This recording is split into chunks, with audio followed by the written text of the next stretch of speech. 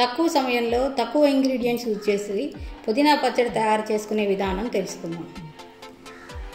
పచ్చడి తయారు చేసుకోవడానికి కావలసిన పదార్థాలు: ఒక కట్ట పుదీనా, ఎండుమిర్చి 15 ఎండుమిర్చి, పచ్చిశనగపప్పు, మినప్పప్పు, ఆవాలు, కరివేపాకు, చింతపండు.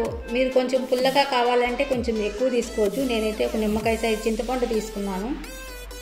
పచ్చిమిర్చి, ఉప్పు, నూనె, పసుపు. స్టవ్ వెలిగించుకొని పాన్ పెట్టుకొని పాన్ కొంచెం వేడైన తర్వాత చిన్న టేబుల్ స్పూన్స్తో 4 స్పూన్ ఆయిల్. నూనె వేడైన తర్వాత ఎండు మిరపకాయల్ని నూనెలో వేసుకొని ఫ్రై చేసుకుందాం. ఎండు మిరపకాయలు కొంచెం ఫ్రై అయిన తర్వాత పచ్చిశనగపప్పు, ఒక చిన్న 3 స్పూన్స్ పచ్చిశనగపప్పు,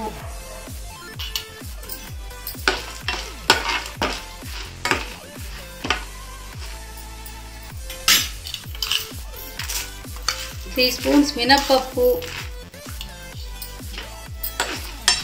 వేసుకుని వేయించుకుందాం. పచ్చిశనగపప్పు, మినప్పప్పు ఫ్రై అయిన తర్వాత ఆవాలు 3 స్పూన్స్ ఆవాలు,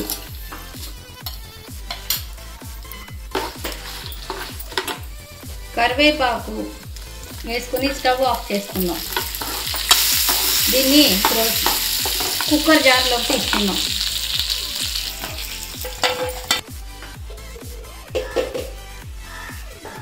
మరలా స్టవ్ వెలిగించుకుని చిన్న ఫ్లేమ్ మీద ప్యాన్ పెట్టి కడిగి ఉంచుకున్న పుదీనాకును వేసి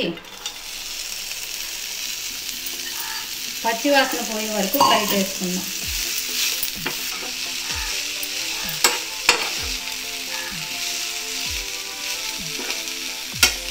మీరు కావాలనుకుంటే వెల్లుల్లిని వాడుకోవచ్చు.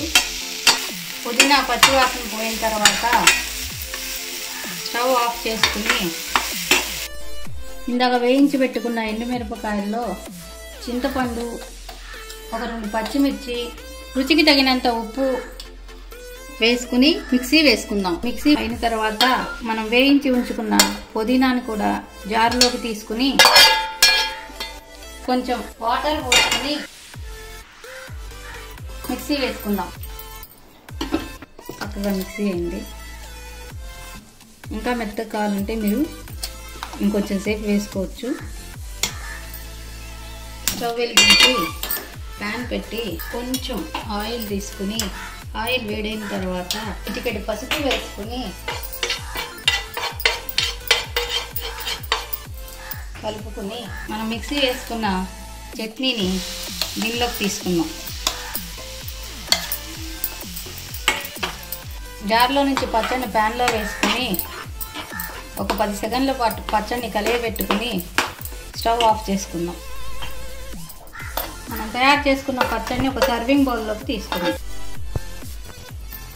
కమ్మని రుచికరమైన పుదీనా పచ్చడి రెడీ. దీన్ని దోశలో కానీ రైస్లో కానీ తింటే బాగుంటుంది.